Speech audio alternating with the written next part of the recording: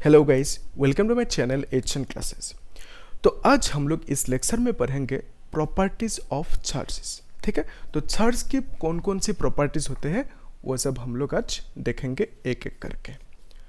Properties of charges और charge. ठीक है, तो लास्ट क्लास में हम लोगों ने देखा था चार्जेस के जो बेसिक बातें हैं और हम लोग बेसिकली क्लास 12 की फिजिक्स में क्या पढ़ने जा रहे हैं वो सब एक सिस्टमेटिक तरीके से चीज़ों को देखा था। ठीक है, और अगर आप लोगों ने वीडियो नहीं देखा है तो देख लेना।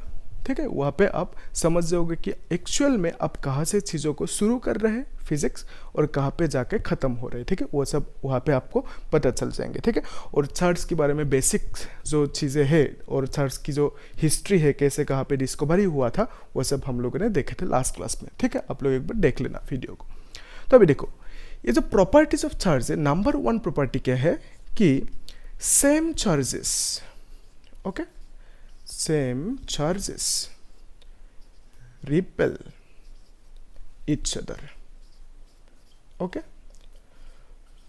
अगर दो चार्ज जो सेम है, मतलब दोनों सपोज पॉजिटिव चार्ज है। ठीक है, यहाँ पे मैं लिख देता हूँ, सपोज दोनों चार्ज पॉजिटिव है और चार्ज को हम लिखते हैं क्यू से, राइट।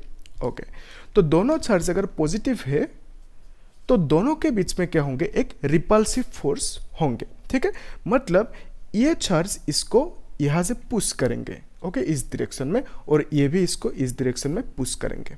ओके, अगर दोनों चार्ज निगेटिव हुआ, ओके, तब क्या होंगे, दोनों के बीच में एक फोर्स लगेंगे। कौन सी फोर्स, रिपल्सिव फोर्स। तो ये भी इसको पुश करेंगे और ये भी इसको पुश करेंगे। ठीक है, तो ये जो फोर्स है, जिस फोर्स से एक दूसरे को दोनों चार्ज पुश करेंगे, ओके, तो ये फोर्स कितना अमाउंट का होंगे, कितना होंगे ये फोर्स, ओके, उसको निकालने के लिए हम यूज करते हैं कूलॉम्स लॉ। वो देखेंगे हम लोग आगे आगे की वीडियोस में देखेंगे। ठीक है, तो अभी देखो सेकेंड प्रॉपर्टी क्या कहता है कि ऑपोजिट चार्जेस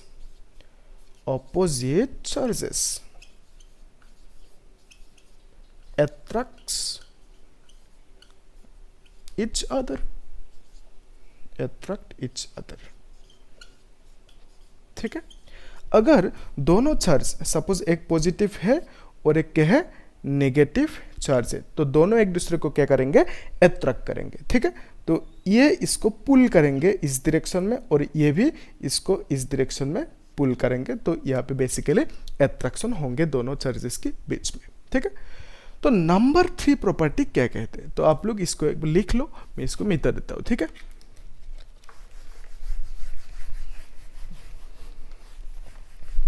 हाँ, तो नंबर 3 प्रॉपर्टी क्या कहता है कि एडिटिविटी ऑफ चार्ज।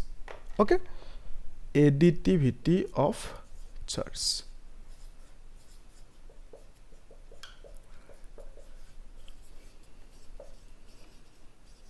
मतलब हम चार्ज को ऐड कर सकते हैं सिंपली। सपोज आपको एक नंबर दिया गया है, कितना, 2, और सपोज दिया गया है 3, तो दोनों नंबर्स को आप सिंपली ऐड करके 5 निकाल सकते हो। ठीक है, तो एडिटिविटी ऑफ चार्ज मतलब क्या, सपोज एक बॉडी है, उस बॉडी में चार्ज है, मान लेते हैं 5 कूलम। ठीक है, चार्ज का यूनिट क्या होता है, कूलम होता है, और एक बॉडी है जिसमें सपोज चार्ज है 3 कूलम। ओके, तो दोनों को हम लोग क्या कर सकते हैं, ऐड कर सकते हैं simply, because it has the property additivity of charge. ठीक है, अभी देखो, अगर एक ऐसा बॉडी है और एक जो बॉडी है, इस बॉडी में चार्ज है मान लेते हैं -2 कूलम और इस बॉडी में चार्ज है 5 कूलम। अभी ध्यान से देखो, तुमने क्या किया, इन दोनों बॉडीज को आपस में टच कर दिया। ठीक है, टच करने के बाद दोनों बॉडी अभी क्या हो जाएंगे, एक हो जाएंगे, है कि नहीं।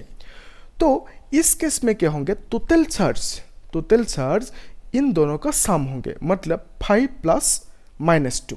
ओके, सो जिसका आंसर होंगे कितना, 3 कूलम हो जाएंगे। ठीक है, तो इस बॉडी में इस केस में टोटल चार्ज कितना हो जाएंगे, 3 कूलम। ठीक है, तो हम लोग यहाँ पे ऐड कर पाए आराम से, because it has the property additivity. ठीक है, तो अभी देखो, ये जो नंबर 4 प्रॉपर्टी है, ये क्या है, कंजर्वेशन ऑफ चार्ज। ठीक है, कंजर्वेशन ऑफ चार्ज।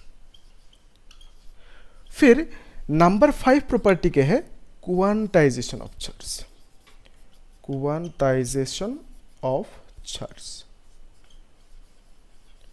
तो हम लोग एक काम करेंगे, अभी इस लेक्चर में सिर्फ कंजर्वेशन ऑफ चार्ज को समझेंगे और नेक्स्ट लेक्चर में हम लोग समझेंगे क्वांटाइजेशन ऑफ चार्ज को, ठीक है। अदरवाइज वीडियो ये बहुत ज़्यादा लंबा हो जाएंगे, ठीक है। क्वांटाइजेशन ऑफ चार्ज ये एक थोड़ा सा लंबा टॉपिक है, ठीक है, इसको अच्छे से हम लोग डिटेल्स में समझेंगे। तो अभी हम लोग समझ लेते हैं कंजर्वेशन ऑफ चार्ज होता क्या है, ठीक है। उसके लिए हमें जानना जरूरी होंगे कि कंजर्वेशन लॉ होता क्या है, ठीक है। यह जो आप बोलते रहते हो ना, लॉ ऑफ कंजर्वेशन, ठीक है। तो कंजर्वेशन लॉ होता क्या है उसको हम थोड़ा सा समझ लेते हैं। कंजर्वेशन लॉ और लॉ ऑफ कंजर्वेशन, ओके। देखो, सपोज आपके पास 20 रुपीज़ है, ओके। कितना रुपीज़? 20 रुपीज़ है आपके पास, मतलब 2 10-10 के नोट्स है, ओके। सुबह अपने पॉकेट में देखा कितना रुपीज़ है? 20 रुपया, ठीक है। शाम को अपने पॉकेट देखा, कितना मिला? आपको मिला 10 रुपीज़। तो इसका मतलब 10 रुपीज़ यहाँ पे क्या हुआ? गायब हुआ, ठीक है। तो दिन में मान लेते हैं, दिन में आपने क्या किया? एक रेस्टोरेंट गया, ओके, जाके आपने लॉलीपॉप खरीदा, ठीक है। कितना रुपीज़ का? एक 10 रुपीज़ का लॉलीपॉप खरीदा, ठीक है। तो क्या हुआ कि इस केस में यह है रेस्टोरेंट, ठीक है। तो रेस्टोरेंट में आपने खर्च कर दिया 10 रुपीज़, ओके। तो अभी ध्यान से देखो, ये 20 रुपीज़ जो है 20 रुपीज़ से घट के डिक्रीज होके आपके पास कितना हो गया? Finally 10 rupees, okay. बाकी 10 कहाँ गया? रेस्टोरेंट के पास गया, ठीक है। और एक केस हम लोग लेते ही यहाँ पे, ठीक है। कौन सी केस? सपोज पहले तुम्हारे पास कितना रुपीस था? 20 रुपीज़, ओके। फिर क्या हुआ? लास्ट में फाइनली आपने देखा आपके पास कितना रुपीस है? 10 रुपीज़। लेकिन इस बार क्या हुआ कि आपने उस 10 रुपया को खर्च नहीं किया कहीं पे मान लो आग लग गया, आपको वो 10 रुपया यहाँ पे जल गया, ठीक है। तो 10 रुपया जो है इस केस में बर्न हो गया। अभी ध्यान से देखो, दोनों केस में क्या हुआ कि पहली जो केस है, इस केस में 10 रुपया आपसे तो निकल गया, आपसे लॉस हो गया, ठीक है। लेकिन ये कहीं और पे ट्रांसफर हो गया, ठीक है। तो आपसे निकल गया लेकिन ये किसी को गेन हुआ, एक्चुअल में ये डिस्ट्रॉय नहीं हुआ, ओके, किसी पे ट्रांसफर हो गया, ठीक है। लेकिन इस केस में क्या हुआ? ये जो 10 रुपया है ये बर्न हो गया, बर्न मतलब डिस्ट्रॉय हो गया, ठीक है। तो ये कहीं पे गया नहीं, किसी पे ट्रांसफर हुआ नहीं, ये डिस्ट्रॉय हो गया, ठीक है। समझ में आ रहा है ना? ओके, देखो, तो ये जो केस है जहां पे डिस्ट्रॉय हो गया, बर्न हो गया, उस केस को हम बोलेंगे नॉन कंजर्वेशन, ओके। मतलब यहाँ पे कंजर्वेशन नहीं हो रहा है, मतलब ये केस लॉ ऑफ कंजर्वेशन को फॉलो नहीं कर रहे। तो पहला जो केस है यहाँ पे डिस्ट्रॉय नहीं हुआ, ओके, ट्रांसफर हुआ, ओके। तो इस केस को हम बोलेंगे कि ये लॉ ऑफ कंजर्वेशन को फॉलो कर रहा है। आ रहा है समझ में? ओके। तो सिमिलर केस चार्ज भी करेंगे, ठीक है। तो चार्ज क्या होते हैं? कंजर्व होते हैं, मतलब पहले जितना चार्ज होंगे बाद में भी फाइनली उतना ही चार्ज होंगे, ठीक है। एक हम लोग एग्जांपल लेके इस चीज को समझ लेते हैं अभी, ठीक है। देखो,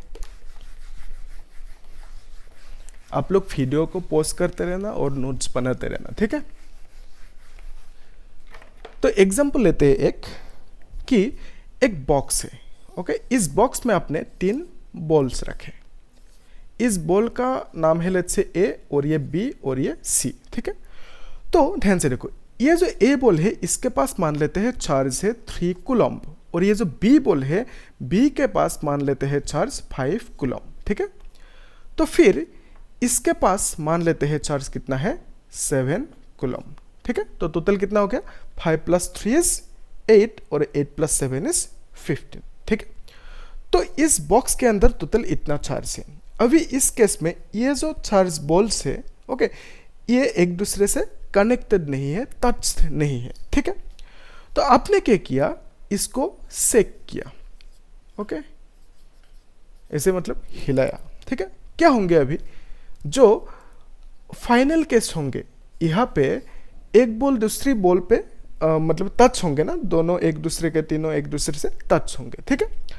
तब क्या होंगे कि फाइनली आपने देखा निकल के बॉल्स को कि ये जो बॉडीज है बॉल से, ये ए बॉल सपोज इधर आ गया मान लेते हैं, और बी बॉल सपोज इधर आ गया, और सी बॉल इधर आ गया, ठीक है।